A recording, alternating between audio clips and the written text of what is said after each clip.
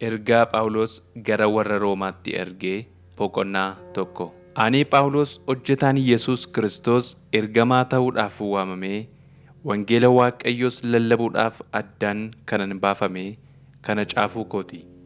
Wangeelli kun isa Waaqayyo duraan dursee karaa raajota isaatii caaffata qulqullaa'aa keessatti abdachiisedha. Inni waa'ee ilma isaa isa akka fooniitti sanyii Daawit keessaa dhalatee dubbate. Akka qulqullummaa isaa isa hafuuraatti immoo warra du'an keessaa ka'uudhaan Yesuus Kiristoos Gooftaan keenya Ilma Waaqayyoo ta'uun isaa humnaan beeksifameera. Ulfina maqaa isaatiif saba lafa irraa hundumaa gara amantiitti, gara abboomamuttis geessuudhaaf ayyaanni ergamoota ta'uu isumaan nuuf kennameera. Isinis immoo warra kan Yesuus Kiristoos ta'uudhaaf waamaman sana keessa jirtu. Ammas isin warra Roomaa jiraattan warra Waaqayyo jaallatee isaaf akka qulqullooftaniif isin waame hundumaan Waaqayyo Abbaan keenya Gooftaan keenya Yesuus Kiristoosis ayyaana nagaas isiniif haa kennu jedheetan nagaa koo isiniif dhiyeessa. Duraan dursee amantiin keessan guutummaa biyya lafaatti waan beekameef sababii hunduma keessaniitiif jedhee Yesuus Kiristoosiin Waaqayyo koo nan galateeffadha. Ani wangeela ilma isaatii lallabuudhaan garaa koo guutuudhaan Waaqayyoof nan hojjedha. Inni ani hojjedhuuf kunis yeroo hundumaa kadhata koo keessatti akkan isin yaadadhu in beeka. Waaqayyo jaalala isaa yoo ta'e dhufee isin arguuf akka ana dandeessisuuf nan kadhadha. Ani kennaa hafuuraa isiniin ga'uudhaan akka isin ittiin jabaattaniifan isin arguu yaada. Caalaadhumatti iyyuu amantii waliitiin akka jajjabeeffamnu, kana jechuunis isin amantii kootiin anis amantii keessaniin akka wal jajjabeessinuuf. Yaa obboloota koo, yeroo baay'ee dhufee isin arguudhaaf akeekuu koo akka beektan nan jaalladha. Garuu yeroo hundumaa hamma ammaatti ittifameera. Saba Waaqayyoo warra hin ta'in warra biraa keessatti akkuman hojjedhee hojii ija qabu isin gidduuttis hojjechuufan ture. Ani saba hundumaafuu warra Girikootaa fi warra Girikoota hin ta'iniifis, warra beektotaa fi warra wallaalotaafis kanan itti gaafatamu gatiitu ana irra jira. Kanaaf ani isin warra Roomaa jiraattanitti immoo wangeela lallabuudhaaf dhimmamaadha. Ani wangeelatti ni yeella'u, inni humna Waaqayyoo isa warra amantii qaban hundumaa duraan dursee warra Yihuudotaa akkasumas warra Girikootaa fayyisuudha. Qajeelummaan Waaqayyo namaaf kennu amantii irran dhaabbata, gara amantiittis nama in geessa. Kunis wangeela keessatti in mul'ata. Akkuma caafamee jiru immoo namni amantiidhaan fuula Waaqayyoo duratti qajeelaa ta'e jireenya dhugaa in jiraata. Dheekkamsi Waaqayyo malee jiraachuu fi jal'ina namootaa hundumaa irratti Waaqa irraa in mul'ata. Isaanoo jal'ina isaaniitiin dhugaa gadi nukkaamsu. Waa'ee Waaqayyootiif beekuun kan namaaf danda'amu isaaniifis hubatamaadha. Kanas Waaqayyo ofii isaa isaanitti hubachiiseera. Bifni isaa ijaan hin argamne, garuu humni isaa inni barabaraa, waaqummaan isaas erga biyyi lafaa uumamee jalqabee waan inni uume irratti qalbifatamee yaadatti argamuu hin danda'a. Kanaafis waan itti qabatan hin qaban. Waaqayyoon utuma beekanii akka Waaqayyootti ulfina hin laanneef galatas isaaf hin galchine. Garuu yaada isaaniitiin waan waa'ee hin baafne duukaa bu'an. Sammuun isaanii inni duudaanis in dukkaneeffame. Ogeessota utuma ofiin jedhanii gowwooman. Ulfina Waaqayyoo isa hin duune bifa namaa isa du'utti, bifa simbirrootaatti, bifa bineensa miila afuriitti, bifa warra lafa irra munyuuqanittis diddiiran. Kanaafis Waaqayyo kajeellaa garaa isaaniitiin xuraa'ummaatti, walii isaanii gidduuttis dhagna isaanii salphisuutti dabarsee isaan kenne. Isaan dhugaa waa'ee Waaqayyoo sobatti diddiiraniiru. Waaqayyoon isa hundumaa uume dhiisanii uumamaaf sagadanii hojjetaniif. Waaqayyo garuu bara baraan galateeffamaadha. Ameen. Sababii kanaaf Waaqayyo kajeellaa nama salphisuutti dabarsee isaan kenne. Dubartoonni isaaniis karaa ittiin fedha fooniitiif dhiiraa wajjin wal bira ga'an isa uumamaan kennameef dhiisanii gara isa uumamaan isaaniif hin kennaminitti diddiirratan. Warri dhiiraas akkasuma karaa ittiin fedha fooniitiif dubartootaa wajjin wal bira ga'an isa uumamaan kennameef dhiisanii kajeellaa walii isaaniitiin gubataniiru. Warri dhiiraas walii isaanii gadhoomsanii beekaa karaa irraa jallisuu isaaniitiif adaba dhagna isaanii akka ta'utti fudhataniiru. Isaan Waaqayyoon beekuu dubbii qajeelaatti waan hin lakkaa'iniif Waaqayyo immoo yaada jal'aadhaa fi waan namni hin hojjenne hojjechuutti dabarsee isaan kenne. Isaan jal'ina, hammina, sassata, gadhummaa hundumaan guutamanii turan. Kanaanis guutamanii in hinaafuu, in ajjeesuu, nama in loluu, in gowwomsuu, warra kaaniif isa gadee in hawwu, dhoksaa namaa in mul'isu, hin hamatu, Waaqayyoon hin jibbu, humnaan nama irratti hin ka'u, in afuufamu, of hin jaju, hamaa lafaa fuudhanii in bixxilu, warra isaaniif in abboomaman, qalbii in qaban, waan dubbatan in eegan, jaalala of keessaa hin qaban, ho'as in qaban. Akka abboommii Waaqayyootti warra kan akkasii godhaniif duuni akka isaaniif ta'u in beeku. Haa ta'u iyyuu malee ofii isaaniitii kan akkasii hin godhu. Kana gochuu isaanii duwwaas utuu hin ta'in warra kana godhaniin ba'eessa gootan in jedhu. Gara warra Roomee boqonnaa 2. Waaqayyo namoota hundumaaf firdii kennuu isaa.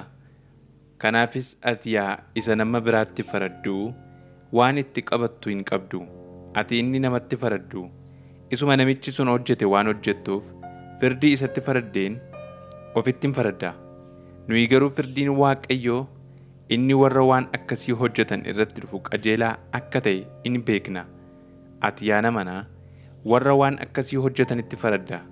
Ofii keetii immoo isuma sana yommuu gootu firdii Waaqayyo jalaa baqattee kan baatu sitti fakkaataa? Yookiis baay'ina gaarummaa isaa, obsa isaa, siif danda'u isaa salphaatti ilaaltaaree? Gaarummaan Waaqayyoo gara gedderannaa yaada garaatti akka si geessu in hubattuure? Mata jabina keetii fi yaada garaa keetii gedderachuu diduu keetiin garuu guyyaa dheekkamsaatiif guyyaa firdiin Waaqayyoo inni qajeelaan itti mul'atuuf dheekkamsa ofirratti walitti hin qabda.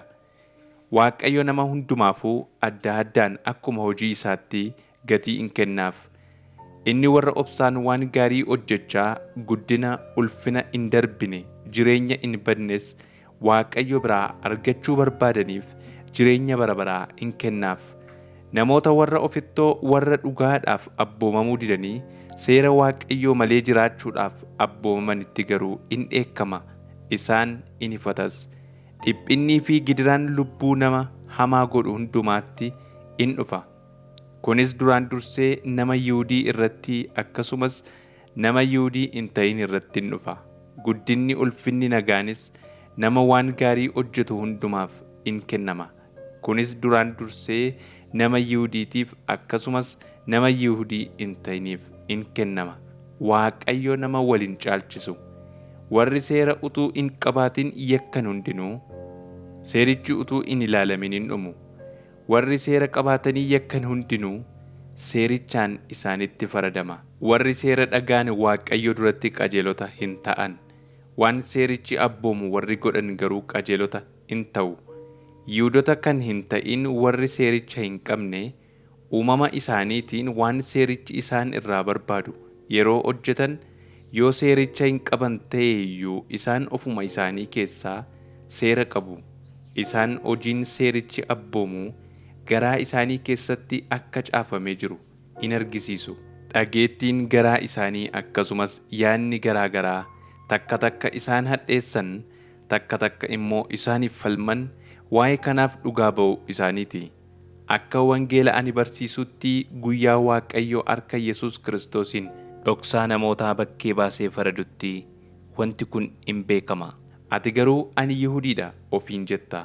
Seerri anaaf jira jettee in amanatta. Waaqayyo dhuunfaa kooti jettee ofiin jajja. Jaalala Waaqayyoo beekta. Seerichaan barsiifamtee isa ta'uu fi isa hin taane gargar baaftee hin himta.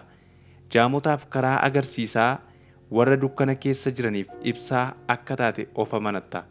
Seericha keessattis beekumsaa fi dhugaa isa bifa macaafaatti qophaa'e waan argatteef gowwoota in gorsita, wallaalotas in barsiifta. Yoo akkas ta'e immoo ati warra kan biraa kan barsiiftu ofii kee immoo in barsiiftu. Hin hatin jettee utuma lallabduu ofii keetii immoo hin hatta miti. In ejjin in jetta ati immoo in ejjita miti. Ati waaqayyolii tolfaman in ciiggaata, galma isaanii immoo in saamta miti. Seera waaqayyoo qabaachuu keetiin of hin jajjaa, seericha cabsuu keetiin immoo maqaa waaqayyoo in salphifta miti. Akkuma caafamee jiru, sababii keessaniif maqaan waaqayyoo warra saba waaqayyoo hin ta'in gidduutti in arrabsama in jedha. Waan seerichi abboomu hundumaa yoo goote, dhagna qabaan siif waa'ee hin baasa. Seericha irra yoo daddarbite garuu, dhagna qabachuun kee akka waan dhagna hin qabatin hafteetti in lakkaa'ama. Namni dhagna hin qabatin immoo waan seerichi gaafatu yoo eege, dhagna hin qabatin hafuun isaa akka dhagna qabaatti in lakkaa'amuufi ree.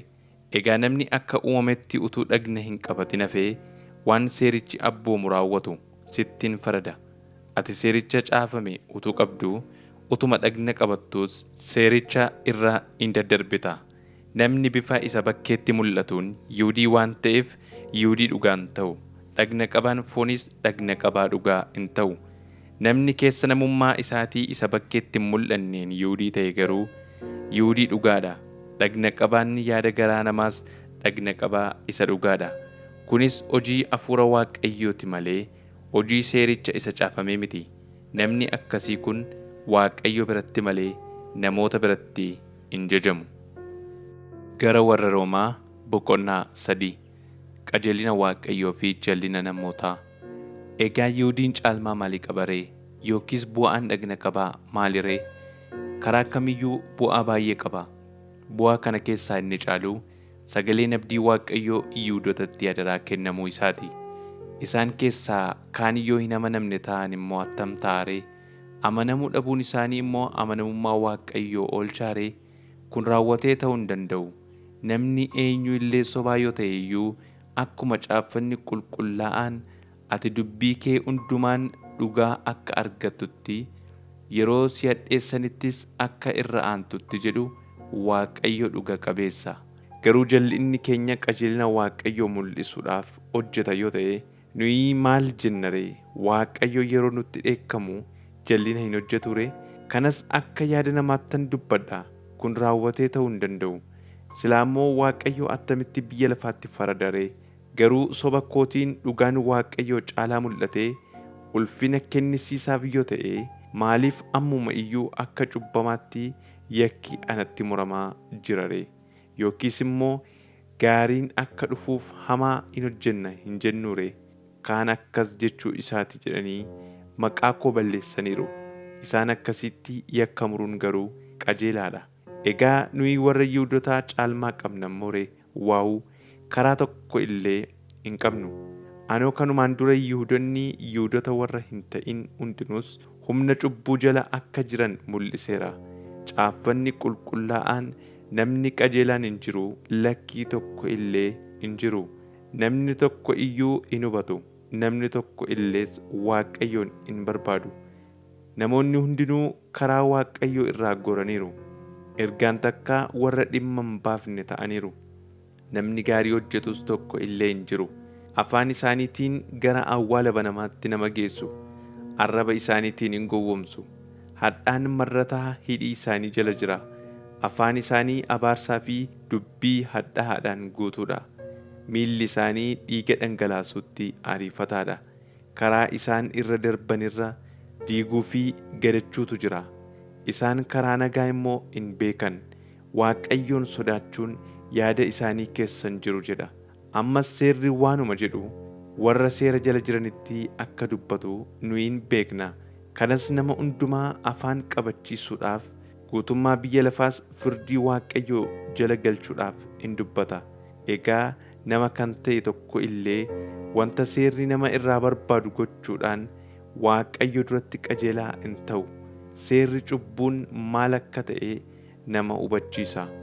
Amma garuu karaa seerichaa utuu hin ta'in karaan namni ittiin qajeelaa ta'u waaqayyo biraa mul'ateera. Seerrii fi raajonni karaa kanaaf dhugaa ba'aniiru. Namni Yesuus Kiristoositti amanuudhaan fuula waaqayyoo duratti qajeelaa in ta'a. Kana irrattis warra amanan hundumaaf garaagarummaan hin jiru. Hundinuu yakkaniiru. Ulfinni waaqayyoos isaanitti hir'ateera. Isaanumti immoo ayyaana Waaqayyoo isa karaa furii Yesuus Kiristoos tola isaaniif kennameen qajeelota hin ta'u. Inni dhiiga isaa dhangalaasee du'uudhaan warra isatti amananiif mi'a araaraa haa ta'uuf Waaqayyo isa dhaabe. Waaqayyo ofii isaa qajeelaa akka ta'e mul'isuudhaaf kana godhe. Obsa isaatiinis cubbuu namoonni kanaan dura hojjetan irra darbeeraaf. Bara sanattis Waaqayyo qajeelummaa isaa agarsiisuuf inni ofii isaa qajeelaa ta'uu isaa, nama Yesuusitti amanus qajeelaa gochuu isaa mul'iseera. Egaa maaliin of jajna ree? Waan ittiin of jajnu tokko illee hin qabnu. Seera maaliitiin dhabna? Akka abboommii seeraatti hojjechuudhaanii? Waawuu! Akka abboommii amantiitti jiraachuudhaan malee. Namni waan seerri abboomu hojjechuudhaan utuu hin ta'in amanuu duwwaadhaan Waaqayyo duratti qajeelaa akka ta'u cimsinee in barsiifna. Waaqayyo keenya Waaqayyo warra Yihuudootaa duwwaadha moo saba warra Yihuudoota hin ta'iniifis Waaqayyo miti ree? Eeyyee, inni saba warra Yihuudoota hin ta'iniif immoo Waaqayyoodha. Waaqayyo tokkicha erga ta'ee saba Yihuudootaa warra dhagna qabatan amantii isaaniitiin, saba warra kaan warra dhagna hin qabatinis amantiidhuma isaaniitiin qajeelota isaan in godhata. Egaa immoo amantii kanaan seera diigna jechuudha mooree? Waa'u, kun raawwatee ta'uu hin danda'u. Jabeessinee dhaabna malee.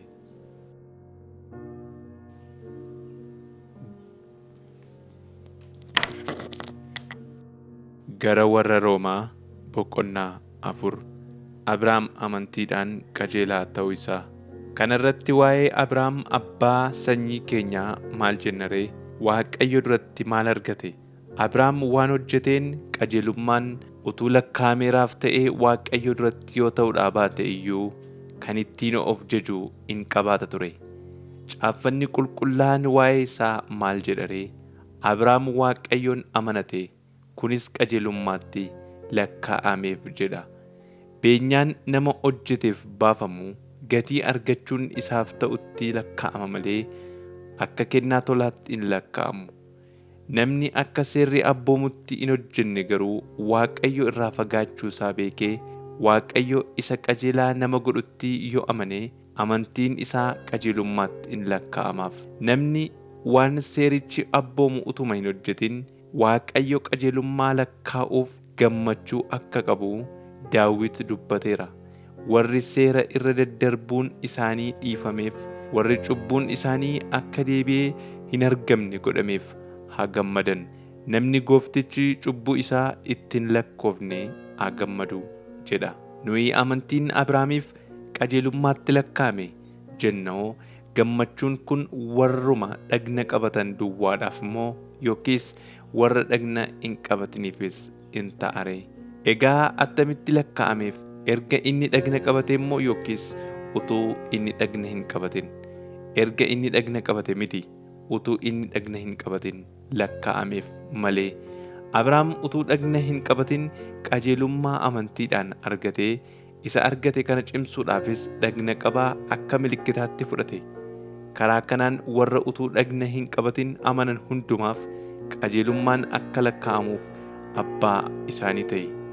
Inni warra dhagna qabataniifis abbaa ta'eera. Isaan keessaayyuu warra dhagna qabaa duwwaa utuu hin ta'in warra karaa amantii isa abbaan keenya Abrahaam utuu dhagna hin qabatin irra adeeme irra faana isaa duukaa bu'aniifis abbaa ta'e. Abdiin Abrahaamiif yookiis sanyii isaatiif kenname biyya lafaa akka dhaaluuf. Kunis Abrahaam seera waan eegeef utuu hin ta'in amantiidhaan qajeelummaa waan argateef isaaf kenname. Namoonni seericha eeguudhaan dhaala sana argatu yoo ta'e, amantiin namaa akkasumaan abdiin Waaqayyoos gatii malee in hafa.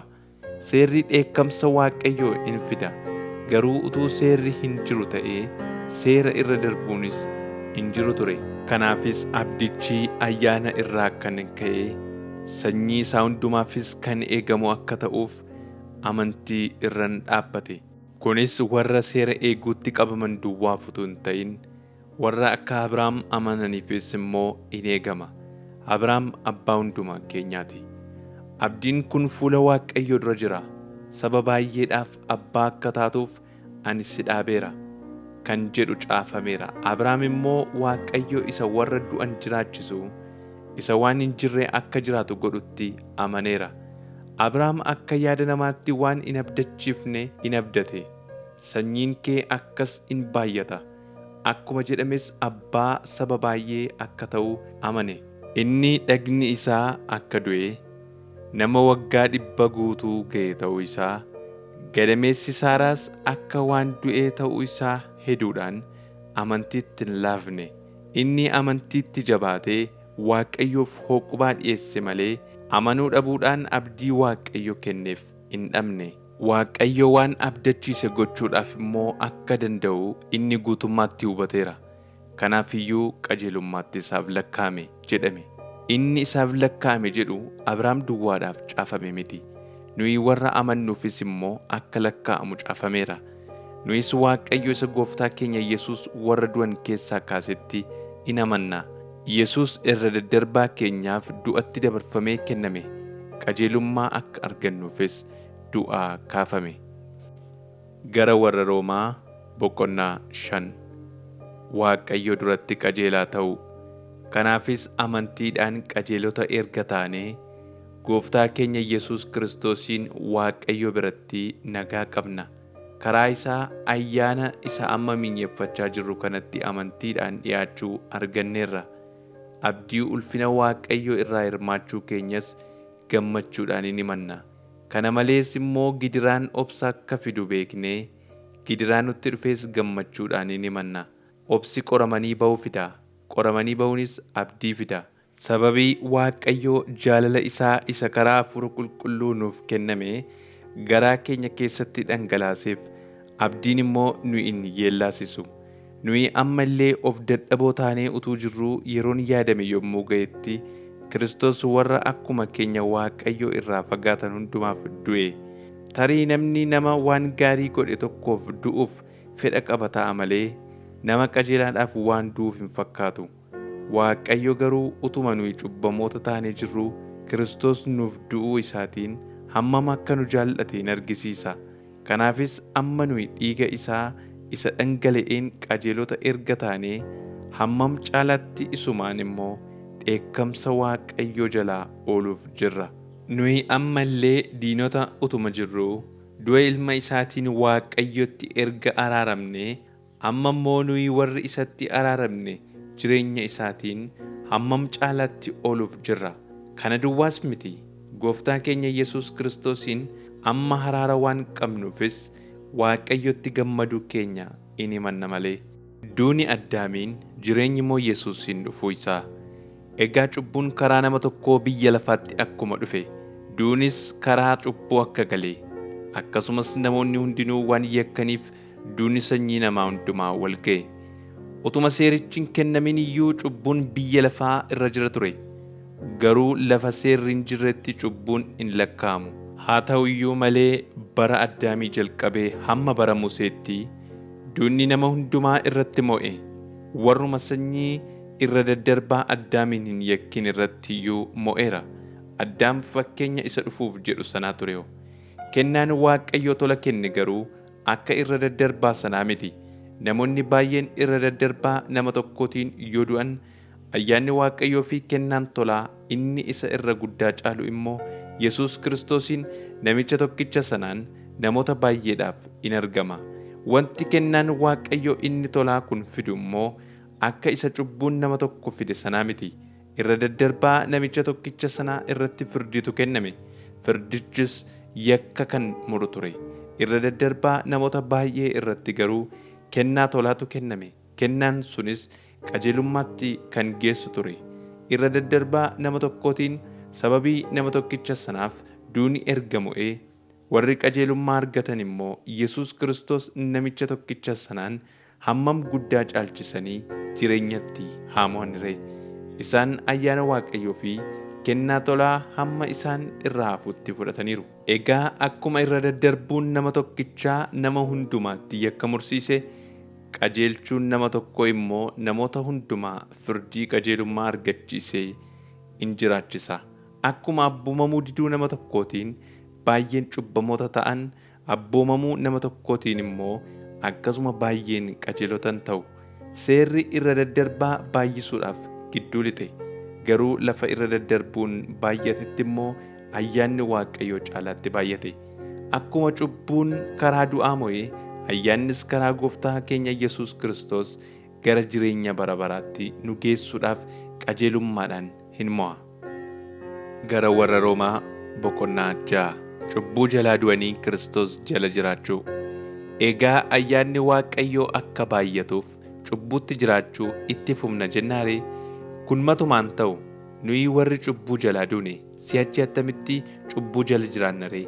Yookiis nuyi warri Kiristoos Yesuusitti dabalamuudhaaf cuuphamne du'a isaattis isatti dabalamuudhaaf akka cuuphamne in wallaaltanii ree? Nuyi cuuphamuudhaan du'a isaatti isatti dabalamnee isaan wajjin awwaalamneerra. Kiristoos humna Abbaa isa ulfina qabeessaan warra du'an keessaa akkuma kaafame, nus immoo jireenya haaraatti in jiraanna. Akkuma du'a isaatti isaan wajjin walitti dabalamne, akkasuma du'aa ka'uu isaattis isaan wajjin walitti in dabalamna. Nuyi deebinee garba cubbuu akka hin taanetti dhagni inni cubbuu hojjetu akka badduu baafamuuf, namummaan keenya inni moofaan isaan wajjin akka fannifame in beekna. Namni yommuu du'u humna cubbuu jalaa in ba'a. Kiristoosii wajjin yoo duune garuu Kiristoosii wajjin immoo akka jiraannu in amanna. Kiristoos warra du'an keessaa erga kaafamee deebi'ee akka hin duune, duunis si'achi isa irratti gooftummaa akka hin qabne beekna. Du'a al tokko waa'ee cubbuutiif du'e, jireenya isaa ammaa immoo Waaqayyoof hin jiraata. Isinis immoo akkasuma akka warra cubbuu jalaa du'anii karaa Kiristoos Yesuus Waaqayyoof jiraatanitti of lakka'aa. Ammas cubbuun warra kajeellaa fooniitiif abboomaman akka isin hin godhannetti dhagna keessan isa du'e keessatti isa hin moosisinaa. Bu'aa dhagna keessanii mi'a jallinaa gochuudhaaf harka cubbuu jala hin galchinaa.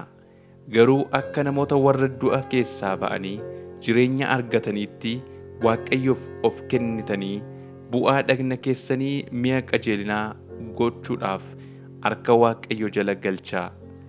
Isin seera jalatti qabamtanii kan jiraattan utuu hin ta'in, ayyaana Waaqayyoo jala waan jiraattaniif cubbuun isin irratti gooftummaa hin qabaatu. Egaa seera jalatti qabamnee kan jiraannu utuu hin ta'in, ayyaana Waaqayyoo jala waan jiraannuuf cubbuu hojjennu ree? Kun matumaan ta'u waan tokko of irratti gooftaa godhattanii harka isaa jala yoo of galchitan, isin wanta sanaaf garba akka taatan hin beektanii ree? Cubbuudhaaf yoo abboomamtan du'aaf, Waaqayyoof yoo abboomamtan qajeelinaaf in bultu. Waaqayyoon galanni haa ga'u. Isin dur garboota cubbuu turtan, amma garuu qomoo barsiisa keenyaa isatti kennamtan sanaaf garaa guutuudhaan abboomamtaniittu. Cubbuu jalaa luba baatanii hojjetaa qajeelinaa taataniittu. Sababii dadhabbii keessaniif jedhee akka isin hubattanitti nan dubbadha. Akkuma kanaan dura gadhiisatti jiraachuudhaaf bu'aa dhagna keessanii xuraa'ummaadhaa fi seera malee jiraachuu jala galchitanitti, amma immoo qulqullummaatti jiraachuudhaaf bu'aa dhagna keessanii qajeelina jala galchaa. Garboota cubbuu yommuu turtan qajeelinaa fi abboomamuu jalaa baatanii turtan. Egaa hojiin keessan yeroo sanaa ija attamii kenne ree?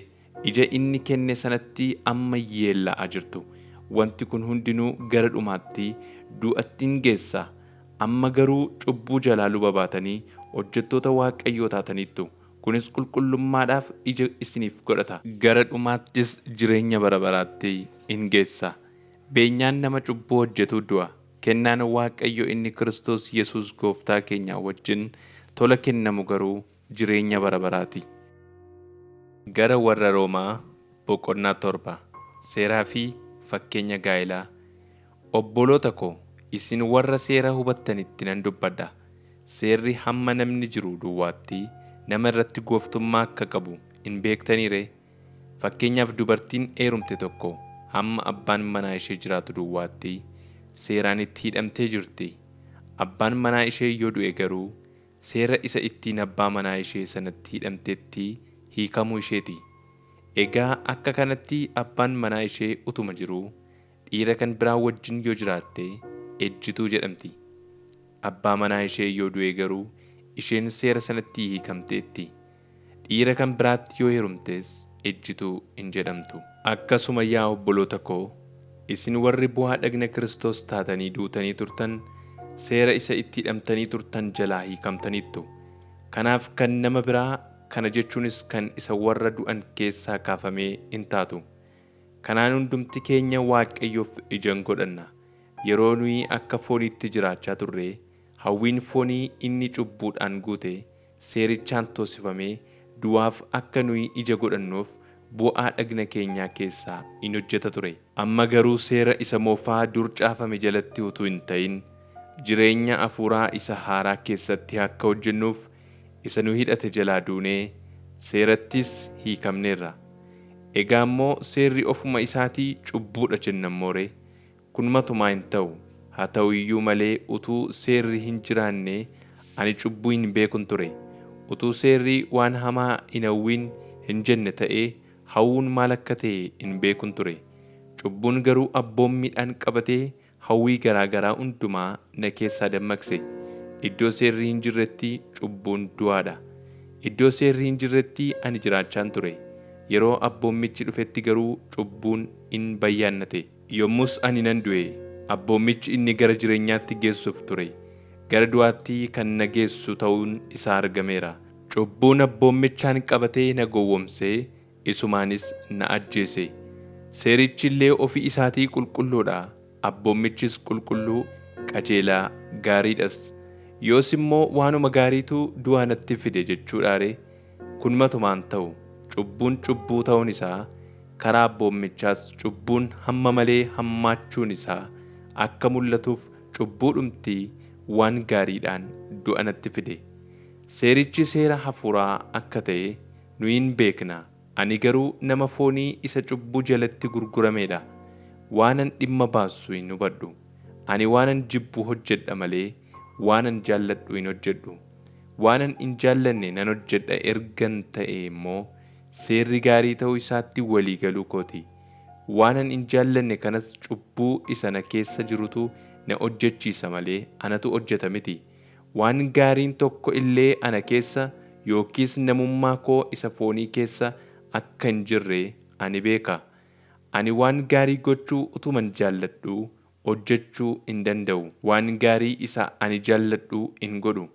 Waan hamaa isa ani hin jaallanne garuu nan hojjedha. Ammas waanan hin jaallanne yoon godhe, egaa si'achi cubbuu isa na keessa jirutu na hojjechiisa malee anatu isa hojjeta miti. Egaa ana isa waan gaarii hojjechuu barbaadutti wanti hamaan harka kootti dhufuun seera ta'uu isaa nan arga. Ani keessa namummaa kootiitiin seera Waaqayyootti nan gammada.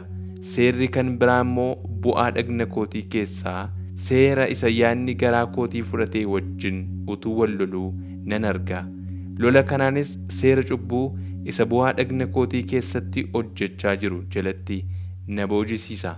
Ana nama gadadamaa foon isa gara du'aatti na geessu kana harkaa eenyutu na baasa? Karaa gooftaa keenyaa Yesuus Kiristoos Waaqayyoof galanni haa ta'u. Akka kanatti ani ofii kootii yaada garaa kootiin seera Waaqayyoof nan hojjedha. Namummaa koo isa fooniitiin garuu seera cubbuuf nan hojjedha. Gara warra Roomaa boqonnaa 8. Hafuura Waaqayyoon geggeeffamanii jiraachuu. Egaa amma firdiin warra Kiristoos Yesuusitti qabamanii jiraatanitti faradamu tokko illee hin jiru. Seerri hafuuraa inni karaa Kiristoos Yesuus nama jiraachisu, seera cubbuu isa du'atti nama geessu jalaa si baaseera.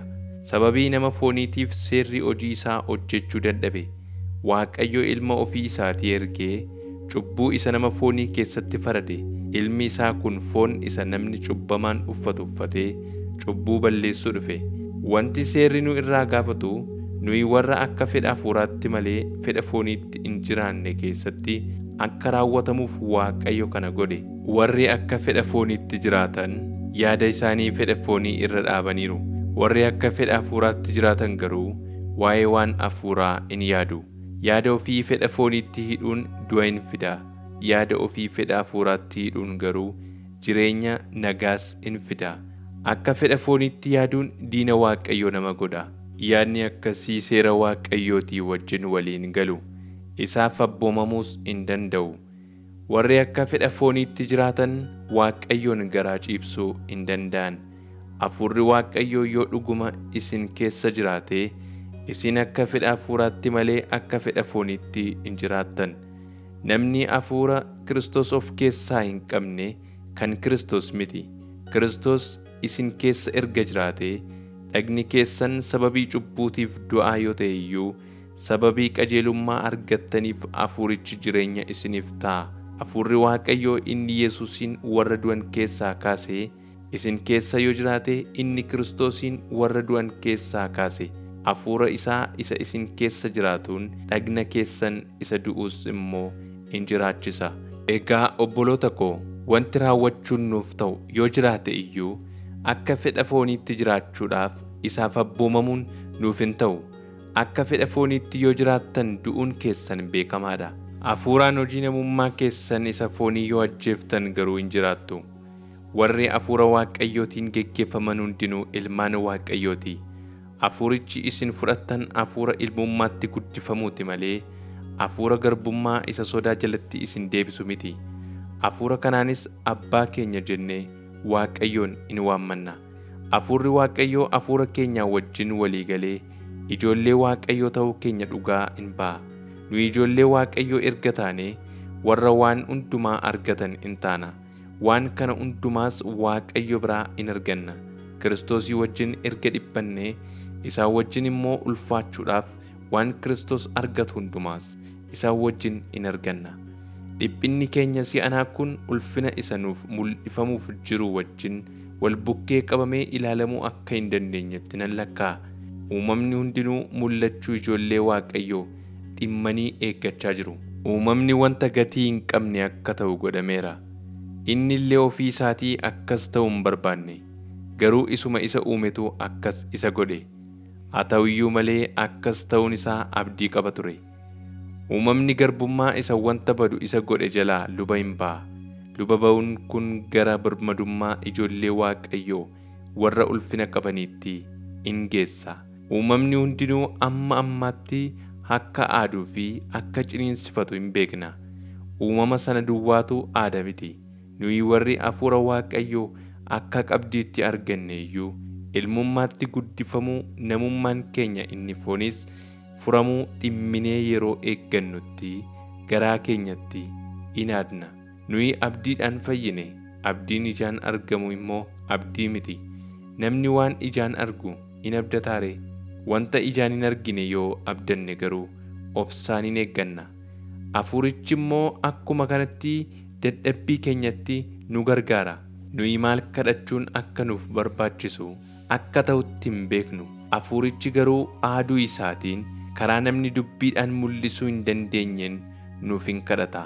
Hafuurichi akka jaalala Waaqayyootti warra isaaf qulqullaa'aniif in kadhata.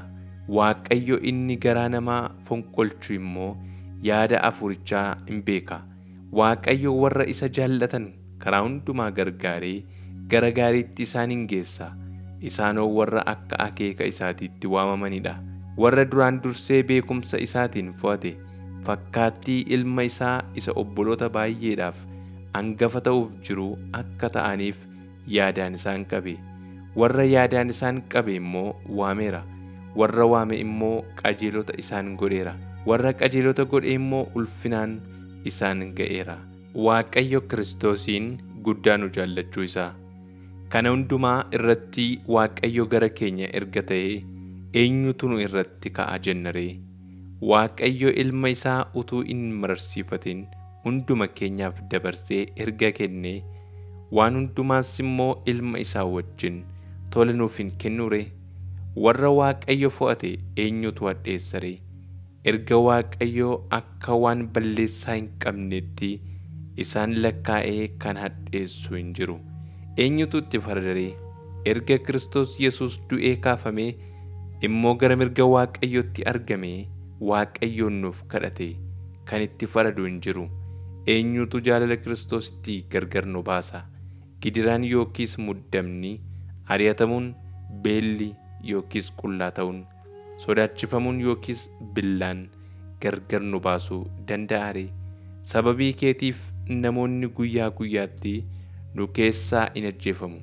Akka hoolota qalamuuf jedhaniitti lakkaa'amne jirra kan jedhu caafameera. Waan nu irra ga'e hundumaatti garuu karaa isa nu jaallatee mo'icha guddaa arganna. Duuni jireenyi ergamoonni Waaqa irraa warri bantii Waaqaa keessatti haboo qabu jedhamanii sodaataman wanti amma jiru, wanti dhufuuf jirus hundinuu, wanti humna agarsiisuu danda'us jaalala Waaqayyootti gargar akka nu hin baafne ani beeka. Wanti ol ka'ee jiru, wanti gadi fagaatee jirus, uumama keessaa wanti biraas jaalala Waaqayyoo isa karaa Gooftaa keenya Kiristoos Yesuus nuuf dhufetti danda'ee gargar nu hin baasu. Gara warra Roomee boqonnaa 9. Ani Kiristoosiin dhugaadhuman dubbadha. Ani hin sobu. Yaadni garaa koos Hafuura Qulqulluudhaan dhugaa anaaf ba'a. Wanti ani dubbadhu, wanti yaadni garaa koo dhugaa anaaf ba'us gadda guddaa akkan qabu. Gaddi kunis utuu gargar hin citin garaa koo kan na dhukkubsu akka ta'edha. Isaanin gargaara yoo ta'e sababii obboloota koo warra foon koo fi dhiiga kootiif jedhee ofii kootii Kiristoositti gargar kutamee utuun abaarame iyyuu nan jaalladhan ture. Isaan saba Israa'el, ilmummaan ulfinni isaa kakaan yeroo yerootti kakatame, seerri, waaqessuun, abdiin garaagaraas isaaniif kennaman. Abboonni qomoo kan isaaniiti. Akka firooma fooniittis Kiristoos qomoo isaanii keessaa dhalate. Waaqayyo inni hundumaa gararraa jiru bara baraan haa galateeffamu. Ameen. Kun garuu dubbiin Waaqayyoof fiixaan ba'uu dadhabe jechuu miti. Sanyii Israa'el kan ta'e hundinuu Israa'el dhugaa miti. Sanyii Abrahaam kan ta'e hundinuus ijoollee Abrahaam miti. Garuu Yisihaaqiin sanyiin siif in lakkaa'ama jedhameera. Kunis firooma foonii isa ittiin dhalataniin ijoollee Waaqayyoo ta'u miti. Warra abdii Waaqayyootiin dhalatetu sanyii dhugaatti lakkaa'ama malee jechuudha. Abdichi yeroo akkasiitti deebi'ee nan dhufaa, saanaanis ilma godhattee na eegdi kan jedhu ture. Kana duwwaas miti. Ribqaan ilmaan lakkuu nama tokkoof, innis abaabilii keenya Yisihaaqiif hin ulfoofte. Ijoolleen sun utuu hin dhalatin, isaan keessaas tokko illee gaarii yookiis hamaa utuu hin godhin, akeeki fo'annaa Waaqayyoo dhaabbataa akka ta'uuf, akka waamicha isaatiitti malee akka gochaa namaatti akka hin taane beeksisuudhaaf, inni hangafni isa quxisuudhaaf hin hojjeta jedhamee haadha isaaniitti himamee ture. Akkuma caafamee ani Yaaqoobiin nan jaalladhe, Esawu garuu nan jibbe jedhe. Egaa karaa Waaqayyoo loogatu jira jennaan mooree? Matumaa kun ta'uu hin danda'u. Inni Museedhaan namuma ani araara godhuufii barbaaduuf araara nan godhaaf. Namuma ani garaa laafuufii barbaaduufis garaa nan laafaaf jedha. Kanaafis kun akka araara Waaqayyootti malee akka jaalala yookiis dhamaa namaatti miti. Caaffanni qulqullaa'aan Fari'ooniin ani maqaan koo lafa hundumaa irratti akka labsamutti humna koo si irratti agarsiisuudhaafan ol si kaase jedha. Egaa inni nama barbaaduuf araara hin godhaa, nama barbaadus mata jabeessa hin godha. Kana irratti ati yoos immoo Waaqayyoo attamitti balleessaa nama irraa argata ree? Jaalala isaatiinis eenyutu mormuu danda'a ree anaan hin jetta. Garuu nama nana kana Waaqayyotti deebisuudhaaf ati eenyu? Wanti harka namaatiin hojjetame tokko isa hojjeteen maaliif akkasitti na hojjette hin jedhaanii? Namni suphee dha'u tokko suphee kutaa tokko irraa qodaa mana taa'uuf qodaa lagootti itti hojjetamu dha'uudhaaf aboo qaba miti ree? Waaqayyo inni dheekkamsa isaa agarsiisuu, humna isaas beeksisuu barbaade warra akka qodaa dheekkamsaa ta'anii badiisaaf qophaa'an kanaaf baay'ee obsuu danda'eera yoo ta'e immoo maal ta'inna laata ree? Akkasumas badhaadhummaa ulfina isaa namoota akka qodaa araaraa ta'an warra inni duraan dursee ulfinaaf qopheesse irratti mul'isuudhaaf godheera yoo ta'e, warri qodaatti fakkeeffamnes nuyi. Inni warra Yihuudoota duwwaa waame utuu hin ta'in Yihuudoota warra hin ta'in keessaas waameera. Inni macaafa Hosiyaa keessatti warra kan koo hin ta'in saba koo jedhee nan waama, biyya hin jaallataminis jaallatamtuu koo jedhee nan waama. Iddoodhuma isin saba koo miti jedhamee itti himametti ilmaan Waaqayyo jiraataa jedhamanii in waamamu jedha. Isaayyaas immoo waa'ee Israa'eliif lakkoobsi ijoollee Israa'el akka cirracha galaana qarqaraa yoo baay'ate iyyuu Isaan keessaa hambaa isaanii duwwaatu oola. Gooftichi dubbii isaa isa sodaachisaa gabaabsee lafa irratti in raawwata jedhee in labsa. Akkuma Isaayyaas duraan dursee dubbates, Gooftaan maccaa ijoollee utuu nuuf hin hambifne ta'ee nuyi akka Soodom taanee Gomoraas fakkaannee turre jedhe. Egaa amma maal jennu ree? Saba Waaqayyoo warri hin ta'in, qajeelummaa argachuudhaafis warri hin dhamayin qajeelummaa argataniiru. Qajeelummaan isaanii immoo amantii keessaa in argama. Israa'el warri seera qajeelota isaan godhu argachuudhaaf dhamaan garuu isa bira hin geenye. Maaliif isa bira hin geenye? Isaan amantii keessaa utuu hin ta'in akka waan inni hojii keessaa argamutti waan itti dhama'aniif isa bira hin geenye. Isaan dhagaa gufannaa sana irratti gufatan. Akkuma caafame, kunoo ani dhagaa gufannaa kattaa nama kuffisus Xiyoon keessa nan kaa'a. Inni isatti amanatu immoo in yeella'u jedhe. Gara warra Roomee boqonnaa 10. Obboloota koo, Yihuudoonni akka fayyan garaa koo hundumaan nan hawwa. Isaaniifis Waaqayyoon nan kadhadha. Isaan Waaqayyoof akka hinaafan dhugaa nan ba'aaf. Haa ta'u iyyuu malee Waaqayyoof hinaafuun isaanii akka hubannaa dhugaatti miti. Qajeelummaa isa Waaqayyo kennu wallaalanii qajeelummaa mataa isaanii dhaabbachuu yaalaniiru. Qajeelummaa isa Waaqayyo namaaf kennu jalas of hin galchine. Kiristoos nama amanu hundumaa gara qajeelummaatti geessuudhaan seericha iddoodhaan hin gaha. Museen waa'ee qajeelummaa isa seera keessaa argamuutiif namni wanta seerichi jedhu godhu ittiin hin jiraata jedhee caafeera. Qajeelummaan amantii keessaa argamu garuu Kiristoosiin gadi fiduudhaaf eenyutu gara Waaqaatti ol ba'a yookiis immoo Kiristoosiin warra du'an keessaa ol fiduudhaaf eenyutu qileetti gadi bu'a jettee garaa keetti hin yaadin jedhe. Egaa maal godhi jedha ree? Dubbichi sitti dhiyoodha. Afaan kee keessa, garaa kee keessas jira jedha. Dubbichi dubbii amantii isa nuyi lallabnudha. Yesuus Gooftaa akka ta'e afaan keetiin yoo beeksifte, Waaqayyo du'aa akka isa kaase immoo garaa keetti yoo amante fayyina bara baraa in argatta. Namni garaa isaatti amanee qajeelaa ta'a.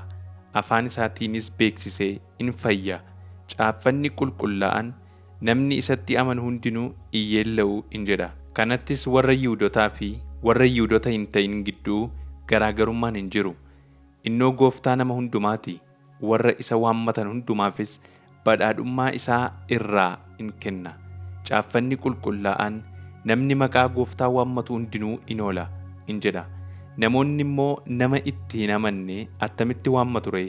Attamittis nama waa'ee isaa dhaga'anii hin beeknetti amanu ree? Namni utuu isaanitti hin lallabin attamitti waa'ee isaa dhaga'u ree? Namoonni yoo ergaman malee attamitti lallabu ree? Warri oduu gaarii fidanii dhufan maal nama gammachiisu kan jedhu illee caafameera. Hundumti isaanii garuu wangeela dhaga'anii hin abboomamne. Isaayyaas, Gooftaa eenyutu waan nu irraa dhaga'e amane ree in jedha. Egaa amantiin dhaga'uu irraa in dhufa. Wanti dhaga'uun ta'u immoo dubbii Kiristoosiin in beekama. Amma isaan dhuguma waa'ee kanaa hin dhageenye ree jedheen gaafadha. Dhaga'uun isaanii maman qabu. Caaffanni qulqullaa'an waan isaan afaan isaaniitiin dubbatan lafa hundumaatti ba'e. Dubbiin isaaniis lafa namni jiraatu hundumaa ga'ee in jedha. Yookiis Israa'el hin hubanne ree jedheen gaafadha. Waaqayyo duraan dursee warra saba koo hin ta'initti akka hinaaftan nan godha. Gaabbitaniis saba wallaalaatti akka isin aartan nan godha jechuu isaa Museen dubbateera. Akkasumas immoo warra ana hin barbaadinitti argameera. Warra ana hin gaafatinittis mul'adheera jechuu isaa Isaayyaas mul'inatti dubbateera. Israa'el irratti immoo harka koo guyyaa guutuu gara saba abboomamuu didee anaan mormuutti bal'iseen jira jedhee dubbateera in jedha. Gara warra Roomee boqonnaa 11. Egaa ani nan gaafadha, Waaqayyo saba isaa gateeraa ree? Matumaa kun ta'uu hin danda'u. Ani ofii kootii nama Israa'el, sanyii Abrahaam gosa Biniyaamin keessaa tokko. Waaqayyo saba isaa warra duraan dursee beekumsa isaatiin fo'ate hin ganne. Waa'ee isa Eliyaas Waaqayyoon Israa'elitti kadhatee caaffanni qulqullaa'an waan jedhu beektu miti. Innoo Gooftaa isaan raajota kee ajjeesaniiru. Iddoowwan aarsaa kees diiganiiru. Ana duwwaatu hafe.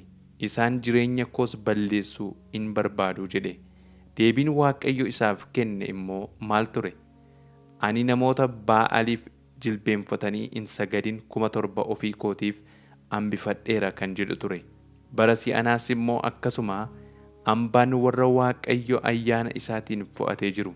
Fo'amuun isaanii ayyaanaan erga ta'e immoo hojii isaaniitiin ta'uu hin danda'u. Kanaa achi ayyaanni ayyaana ta'ee jiraachuu hin danda'u. Egaa maal ta'inna laata ree?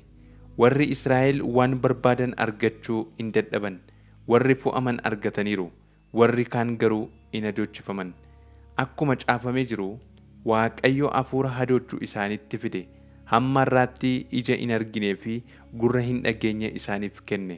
Daawitis akkasuma maaddiin isaanii furgaasaadhaa fi kiyyoo boolla itti qabamanii fi adaba isaanitti haa ta'u. Akka isaan hin arginetti iji isaanii haa dukkanaa'u. Dugdi isaaniis bara isaanii guutuu haa gooba'u jedha. Egaa ani nan gaafadha. Gufachuun isaanii akka kufanii hafaniif mooree matumaa kun ta'uu hin danda'u. Garuu irra daddarbuu isaaniitiin hinaaffaa garaa warra Israa'el keessaa dammaqsuudhaaf warra Yihuudoota hin ta'iniif fayyinni argame.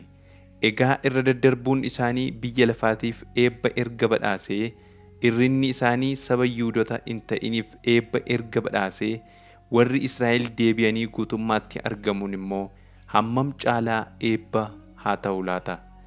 Ammas isin warra saba Waaqayyoo hin ta'inittan dubbadha. Ani saba Waaqayyoo warra hin ta'iniif ergamaa akkuman ta'e, ergaa koo kanas ol nan qaba. Kanaan Yihuudoota qomoo koo inaafsisee, isaan keessaa muraasa illee oolcha yoon ta'e nan dhamaa. Gatamuun isaanii araaramuu biyya lafaa erga ta'e, fudhatamuun isaanii immoo maal ta'inna laata? Inni warra du'a keessaa ba'aniif jireenya ta'uuf jira. Bukicha irraa gar tokko buddiqfamee Waaqayyoof kan qulqulleeffame yoo ta'e, guutummaan bukichaas kan qulqulleeffame hin ta'a. Iddi muka tokkos Waaqayyoof kan qulqulleeffame yoo ta'e, damoonni mukichaas kan qulqulleeffaman hin ta'u. Garuu damoota sana keessaa kaan irraa cabnaan, ati immoo inni akka damee ejersa diidaa soora mukichi ejersaa sun qabu irraa hirmaachuudhaaf iddoo damoota cabaniitti itti fayyifamteetta. Damoota sanatti of hin jajin. Yoo of jajje garuu iddichatu si qabee jira malee ati iddicha akka hin qabin yaadadhu. Ati immoo akka ani iddoo isaanitti fayyifamuuf damoonni sun irraa caccaban hin jettataa. Ba'eessa jette. Isaan amantii dhabina isaaniitiif irraa caccaban. Ati garuu amantii qabeenya keetiin jabaattee hin dhaabatta. Kanaafis sodaadhaan eeggadhu malee waan guddaa of hin se'in. Waaqayyo damoota warra mukichatti dhalatan hin qusanne erga ta'ee sis hin qusatu. Egaa gaarummaa fi humna Waaqayyoo yaadadhu. Warra irraa kufanitti hamaadha, siif garuu gaariidha. Kunis yoo ati gaarummaa isaatti jabaattee duwwaadha. Kanaa achi atis immoo mukicha irraa in muramta. Isaan immoo amantii dhabina isaanii irraa yoo deebi'an iddoo sanatti hin fayyifamu. Waaqayyo deebisee itti isaan fayyisuudhaaf humna qaba.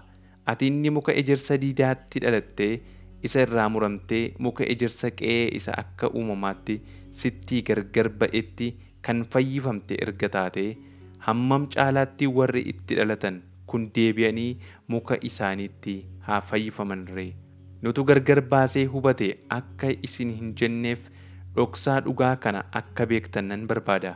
Yaa obboloota ko, innis immoo mata jabinni Israa'el keessaa gar tokkotti dhufee hamma warri saba Waaqayyoo hin ta'in guutummaatti saba isaatti dabalamanitti malee isaan irratti nafu. Israa'elis guutummaatti in fayyifama. Caaffanni qulqullaan waa'ee isaatiif inni furu Xiyoonii hin dhufa. Waaqayyo malee jiraachuus sanyii Yaaqoob keessaa in baasa. Akkasumas yeroon cubbuu isaanii isaan irraa fuudhu kakuu koo kana isaaniif nan dhaaba in jedha. Wangeela tuffachuu isaaniitiin Yihuudoonni sababii keessaniif jedhanii akka diina Waaqayyootti in ilaalamu. Fo'amuu isaaniitiin garuu sababii abbootaaf jedhanii Waaqayyo duratti in jaallatamu. Kennaan Waaqayyoo waamichi isaas in geeddaramu. Isin kanaan dura Waaqayyoof abboomamuu diddanii turtan. Amma garuu warri Yihuudootaa abboomamuu waan didaniif araara Waaqayyoo argattaniittu. Akkasuma immoo araara isa isin argattaniin isaanis araara argachuudhaaf amma Waaqayyoof abboomamuu didan. Waaqayyo sanyii namaa hundumaaf araara kennuuf jedhee namoota hundumaa abboomamuu diduu jalatti boojisiise. Badhaadhummaan araara Waaqayyoo hammam guddata! Ogummaan isaa fi beekumni isaa hammam gadi fagaata! Akka inni itti murtoo godhu namni qoree biran ga'u, karaa isaas namni faana dhahee hin hubatu.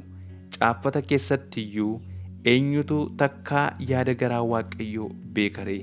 Yookiis eenyutu gorsa kennuufii danda'a ree? Eenyutu waa isaaf kennee beeka ree? Eenyutus waa isa dubbifata ree? Kan jedhu caaffameera. Wanta hundumaa Waaqayyotu uume. Wanti hundumtuu isaan in jiraata. Wanti hundumtuu isaaf in jiraata. Bara baraan isaaf galanni haa ta'u. Ameen. Gara warra Roomaa boqonnaa 12. Ammas yaa obboloota koo, araara Waaqayyoof jedhaatii namummaan keessan qulqullaa'aadhaa fi Waaqayyoo duratti fudhatamaa akka ta'utti aarsaa jiraatu gootanii akka isa dhiyeessitan isin nan gorsa. Akkasittis hafuuraan Waaqayyoof in sagaddu. Fakkeenya jireenya bara isa darbu kanaa duukaa in bu'inaa. Jaalalli Waaqayyoo isa kam akka ta'e gargar baasuudhaaf yaada garaa keessanii aareffachuudhaan of diddiiraa. Jaalalli Waaqayyoo immoo waan gaarii ta'ee, waan isa duratti fudhatamaa ta'ee, waan akeeka isaa fiixaan baasus hubachuudha. Ayyaana isa anaaf kennameen namni waan yaaduun isaaf ta'u caalaatti akka of hin yaadne tokkoon tokkoon keessanitti nan hima. Garuu adduma addaan akka amantii isaaf kennameetti akka of ilaaluun ta'uufitti haa yaadu. Nuyi dhagna tokkotti bu'aa dhagnaa baay'ee qabna. Bu'aan dhagnaa hundinuu immoo hojii adda addaa qabu. Akkasuma nus immoo utuma baay'ee taanee jirru Kiristoositti dhagna tokko. Nuyis bu'aa dhagna waliiti. Akka ayyaana Waaqayyoo isa nuuf kennameetti kennaa garaa garaa qabna. Kennaan isaa waan Waaqayyo namatti ibsu dubbachuu yoo ta'e, akka amantichaa wajjin waliif galutti dubbachuudha. Kennaan keenya hojiidhaan nama gargaaru yoo ta'e, hojiidhaan nama gargaarutti in jabaanna. Barsiisuu yoo ta'e, barsiisichatti haa jabaatu. Kennaan isaa nama gorsuu yoo ta'e, gorsuutti haa jabaatu. Inni namaaf kennu garaa qulqulluudhaan haa kennu. Inni dura bu'us dhimmee haa geggeessu. Namni namaa ho'us fuula ifaadhaan haa hojjetu. Namootaaf hojjechuudhaaf jiraachuu. Nama jaallachuun keessan jaalala dhugaa haa ta'u. Waan hamaa jibbaa, wanta gaarii ta'etti qabamaa jiraadhaa. Jaalala obbolummaatiin ho'isaa wal jaalladhaa. Walii keessaniif ulfina kennuudhaaf wal dorgomaa. Waa dhimma baasuudhaaf hin dhibaa'inaa. Hafuura gubaa qabaadhaa. Gooftichaafis ofirraa bu'aa hojjedhaa. Abdii qabdanitti gammadaa. Rakkina obsaa. Waaqayyoon kadhachuuttis cimaa. Warra Waaqayyoof qulqullaa'an rakkina isaaniitti gargaaruu keessaa qooda qabaadhaa. Keessummoota simachuutti dhimmaa. Warra isin ari'atan eebbisaa. Isaan eebbisaa malee hin abaarinaa. Warra gammadanii wajjin gammadaa. Warra bo'anii wajjinis bo'aa. Waa'ee walii keessaniif yaada tokko qabaadhaa. Isin ol of qabuu hin yaadinaa. Warra gaddeebi'anii wajjin jiraachuu baraa. Nuyi ogeessota ofiin jettanii ogummaa keessan of duwwaadhaaf hin godhatinaa. Namni hamaa yoo isin irratti hojjete deebiftanii hamaa irratti hin hojjetinaa. Waan fuula namaa hundumaa duratti fudhatamaa ta'e yaadatti qabadhaa. Nama hundumaa wajjin nagaatti jiraachuudhaaf karaa keessan wanta danda'amu hundumaa godhaa. Michoota koo, ijaa baasuu dheekkamsa Waaqayyootti dhiisaa malee ofii keessanii ijaa hin baafatinaa. Caaffata qulqullaa'aa keessatti Waaqayyo Gooftaan ijaa baasuun kan kooti. Ani hojii namaa mataa isaa irratti nan deebisa jedhee dubbateera.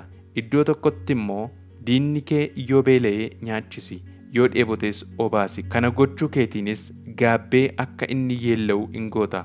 jedhamee caafameera. Waan gaariidhaan isa hamaa mo'ii malee hamaan si hin mo'in. Gara warra Roomaa boqonnaa 13. Namni hundinuu warra biyya bulchuudhaaf aboo qabaniif haa abboomamu. Fedha Waaqayyoo malee aboo qabaachuun hin danda'amu. Warra aboo qabatanis Waaqayyootu achi isaan dhaabe. Kanaaf namni aboo kanaaf abboomamuu didu waan Waaqayyo dhaabeen in morma. Warri kana godhanis firdii of irratti in fidu.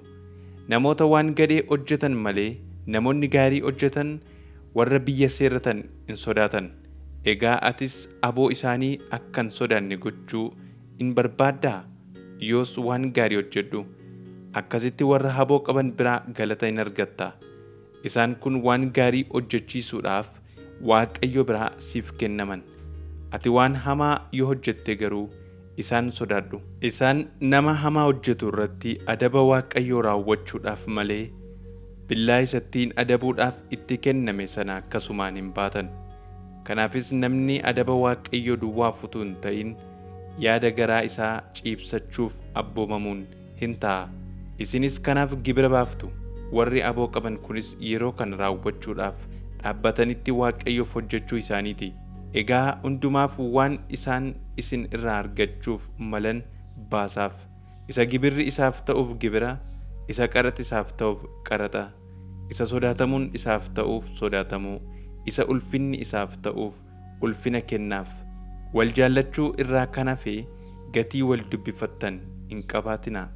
Namni nama jaallatu waan seerri isa irraa barbaadu raawwachuu isaati. Abboommonni hin ejjin, hin ajjeesin, hin hatin, waan namaa hin hawwin jedhan warri kaanis hundinuu dubbii tokkicha isaa nama akka ofii keetiitti jaalladhu jedhuun hin xumuramu. Namni nama erga jaallatee waan hamaa isa irratti hin hojjetu. Kanaafis nama jaallachuun seera raawwachuudha. Yeroo itti dura amanne caalaas amma guyyaan fayyinaa waan nutti dhiyaateef yeroon kun yeroo itti irribaa dammaquun isinirra jiru ta'uu isaa beekaa. Halkanichi sokkee guyyichi dhiyaateera. Kanaafis kottaa hojii dukkana keessa hojjetamu ofirraa fuunee gannee mi'a lolaa isa ifa keessa ittiin hojjetan hin hidhanna. Kottaa amala keenya tolfannee akka warra ifa guyyaa keessa deddeebi'aniitti jiraanna malee albaadhummaatti yookiis machiitti, alalummaatti yookiis gadhiisatti, nama loluutti yookiis weennootti hin jiraannu. Gooftaa Yesuus Kiristoosiin akka uffata sibiilaatti uffadhaa malee hawwa namummaa foonii raawwattanii isas gammachiisuudhaaf garaa hin kenninaa. Gara warra Roomaa boqonnaa 14. Nama dubbii amantiitti dadhabaa ta'ee ofitti qabaa. Isa ofitti qabuun keessan garuu yaada inni fudhateen morkachuudhaaf hin ta'in. Namni waa gargar baasee hubate waan hundumaa nyaachuu akka danda'u in amana. Inni gargar baasee hubachuu dadhabe garuu nyaata biqiltuu garaa garaa in nyaata. Inni nyaata hundumaa sooratu isa nyaata hundumaa hin sooranne sana hin ceephayin. Inni nyaata hundumaa hin soorannes isa sooratutti hin faradin. Waaqayyo isas ofitti qabeera. Ati inni hojjetaa biraatti faraddu eenyu ati? Inni yoo dhaabbates yoo kufes gooftaa isaatu beeka. Haa ta'u iyyuu malee gooftichi isa dhaabachiisuu waan danda'uuf inni hin dhaabbata. Namni guyyaa tokko guyyoota warra kaan irra caalchifatu jira. Inni kaan immoo guyyoota hundumaa walqixxeetti ilaala. Kana irratti namni adduma addaan akkuma fudhatetti yaada isaa gar tokkotti haa kutatu. Namni guyyicha yaadatu gooftaadhaaf isa yaadata. Inni nyaata hundumaa sooratu Waaqayyoon waan galateeffatuuf gooftaa isaatiif hojjechuudhaaf in soorata. Inni nyaata hundumaa hin soorannes gooftaa isaatiif hojjechuudhaaf soorachuu dhiisa. Waaqayyoon immoo in galateeffata. Nu keessaa tokko illee akeeka ofii isaatiif hin jiraatu. Tokko illees akeeka ofii isaatiif hin du'u. Yoo jiraanne akeeka gooftichaatiin jiraanna. Yoo duunes akeeka gooftichaatiin duuna. Egaa jiraannus duunus nuyi kan gooftichaati. Gooftaan warra du'aniif warra jiranii ta'uudhaaf Kiristoos du'ee deebi'ee jiraate. Ati garuu maaliif obboleessa keetti faraddaree? Yookiis ati maaliif obboleessa kee ceephaata? Hundumti keenya barcuma firdii Waaqayyoo irratti dhiyaachuuf jirra. Caaffata qulqullaa'aa keessatti dhugaa ana isa jiraataa, jilbi hundinuu anaaf jilbeenfachuuf, arrabni hundinuus ani Waaqayyoo akkan ta'ee beeksisuuf jiru jedha Gooftichi. Kan jedhu caafameera. Kanaafis nu keessaa hundinuu adda addaan waan godhe sababii isaa wajjin Waaqayyotti himuuf jira. Egaa kottaa walitti hin farannu. Isin gufuu dura keessanii obboleessa keessan karaa Waaqayyoo irraa akka hin gufachiifneef murtoo godhaa malee, ani karaa Gooftaa Yesuus wanti tokko illee ofii isaatii xuraa'aa akka hin ta'in beekeera, fudhadheeras.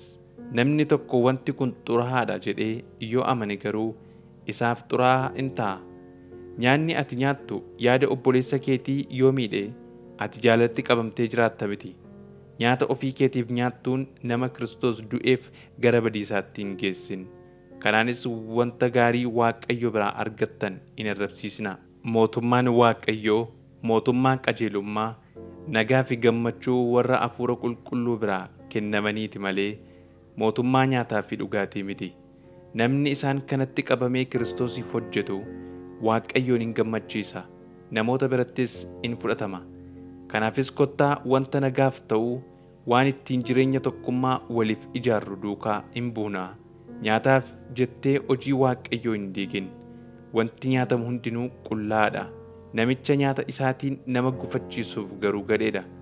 Egaa foon nyaachuu, daadhii wayinii dhuguu yookiis waanuma obboleessi kee ittiin gufatu dhiisuun gaariidha. Waan qajeelaadha jettee amantee fudhatte immoo ofii kee fi Waaqayyo gidduutti qabaadhu. Namni wanta hubatee fudhate sanatti deebi'ee ofitti hin faranne gammachuu qaba. Namni mamaa waa nyaatu garuu amantiidhaan waan hin fudhatiniif ittiin faradama. Wanti amantiidhaan hin hojjetamne hundinuu cubbuudha. Gara warra Roomaa boqonnaa 15. Nuyi warri dubbii amantiitti jajjaboo taane dadhabbii warra dadhabootaa baachuutu nuuf ta'a malee ofii keenya gammachiisuudhaaf dhama'uu miti. Nu keessaa adduma addaan isa kaaniif gaarii akka ta'uuf, jireenya tokkummaas akka ijaaruuf nama haa gammachiisu. Kiristoos immoo isa caaffanni qulqullaa'aan arrabsoon ittiin si arrabsan anarra bu'e jedhutu isa irratti raawwatame malee inni ofii isaa hin gammachiifne. Nuyi obsaa fi jajjabina caaffanni qulqullaa'oon nuuf kennaniin abdii akka argannutti wanti caaffata qulqullaa'oo keessatti caafaman hundinuu nu barsiisuuf caafaman. Waaqayyo inni obsaa fi jajjabina namaaf kennu immoo fakkeenya Kiristoos Yesuus duukaa buutanii walii galtee akka qabaattaniif isin haa dandeessisu. Yaada tokkos qabaattanii sagalee tokkichaan Waaqayyoon Abbaa Gooftaa keenya Yesuus Kiristoos akka galateeffattaniif isin haa gargaaru. Egaa akkuma Kiristoos ofitti isin qabee isinis Waaqayyoon galateeffachiisuuf akka ta'utti inni tokko isa kaan ofitti haa qabu. Kiristoos amanamummaa Waaqayyo agarsiisuudhaaf, kanaanis abdii Waaqayyo abbootaaf kenne cimsuudhaaf hojjetaa Yihuudoota warra seera dhagna qabaa eeganii akka ta'e isinittan hima.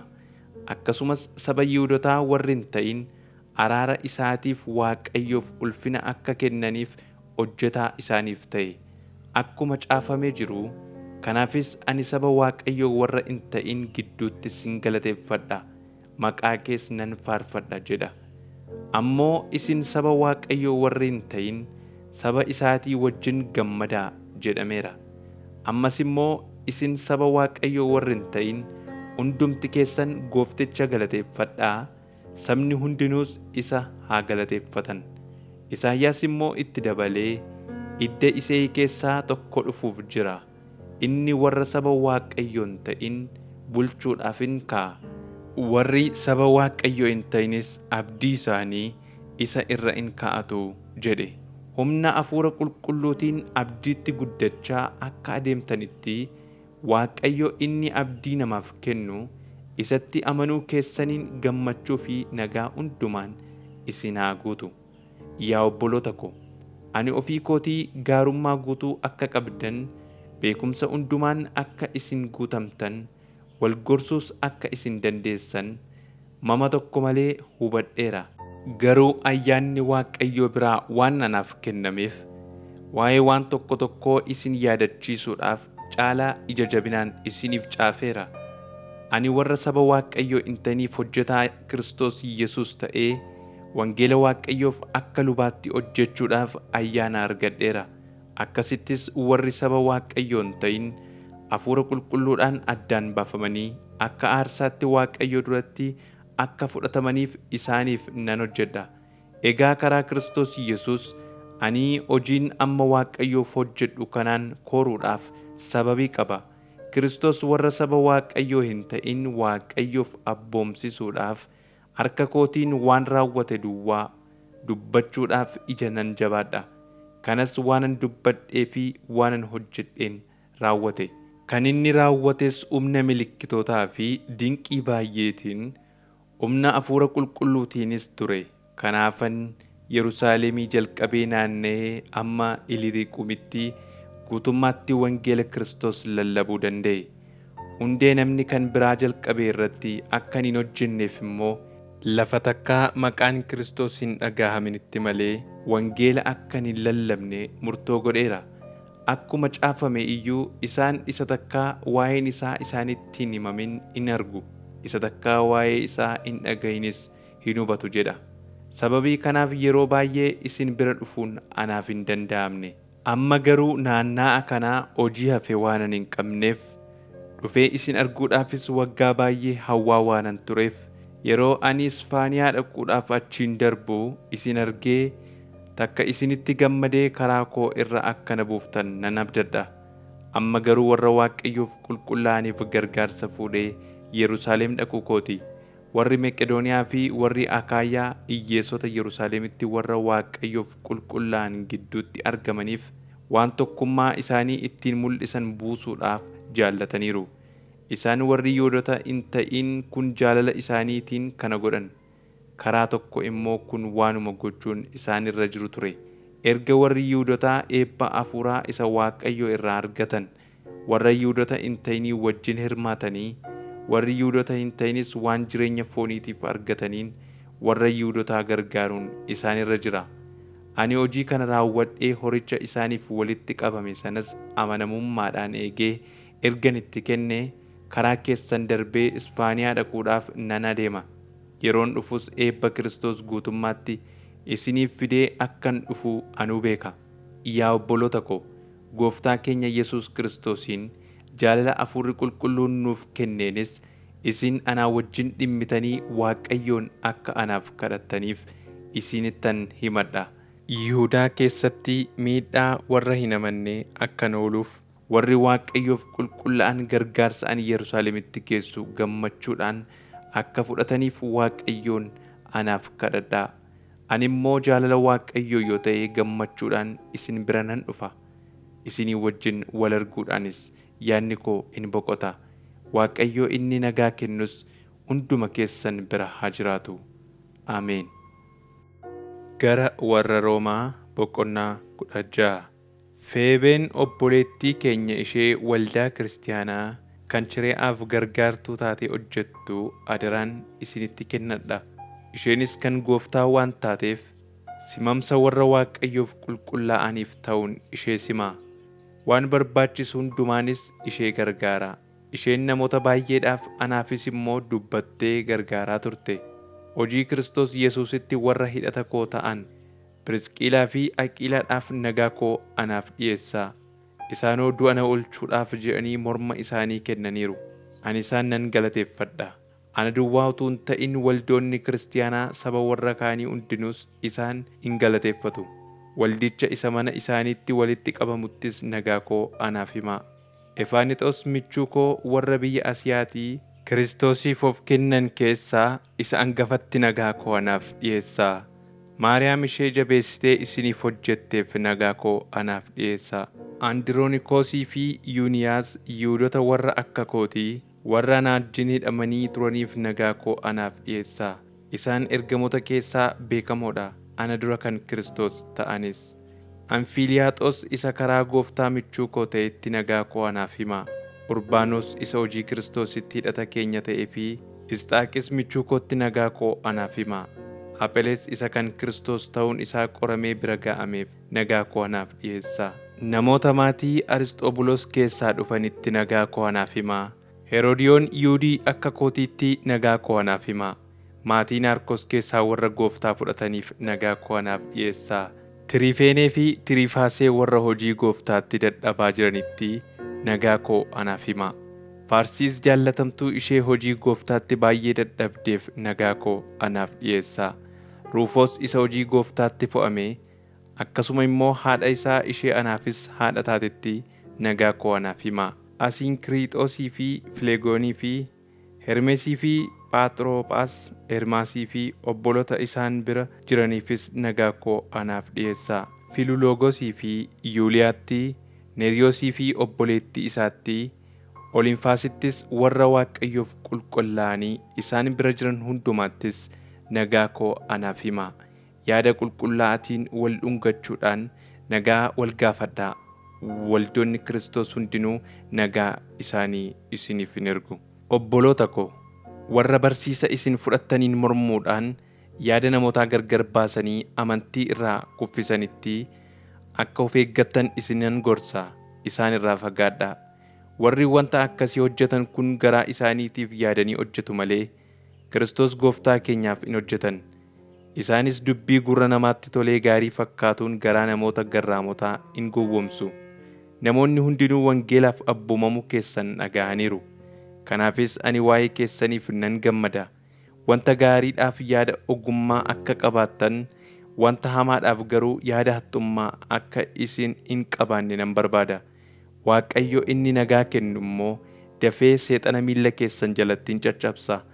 Ayyaanni Gooftaa keenya Yesuus isinii wajjin haa ta'u. Xiimotewos hidhati koo akkasumas immoo Yihuudoonni akka kootii, Luukiyoosii fi Yaasoon, Soosifaaxoris nagaa isiniif dhaamu. Ani Xerxiyoos ergaa kana caafuu isaa kanan gargaaree nagaa isinan gaafadha. Gaayos inni nuyi namoota waldaa kiristaanaa kanaa hundumaas mana isaatti simatee nagaa isiniif erga. Eraasxoos inni horii mandarichaa baatu, obboleessi keenya Kuwaarxoosis nagaa isiniif dhaamu. Ayyaanni Gooftaa keenya Yesuus Kiristoos hunduma keessanii wajjin haa ta'u. Ameen. Waaqayyoon galateeffachuudhaan dubbii isaa dhaabuu isaa. Waaqayyo akka wangeela kootti, akka isa ittiin Yesuus Kiristoos lallabameetti, akka mul'achuu dhoksaa isa bara duriitii jalqabee hin dubbatamin tureettis amantiitti isin jabeessuu hin danda'a. Amma garuu dhoksaan kun ifatti ba'eera. Akka Waaqayyo inni bara baraan jiraatu ajajettis gara amantiitti, gara abboomamuuttis isaan geessuudhaaf caaffata raajotaatiin saba hundumaatti beeksifameera. Karaa Yesuus Kiristoos Waaqayyo isa ogeessa tokkichaaf hooqubaan bara baraan haa ta'u. Ameen.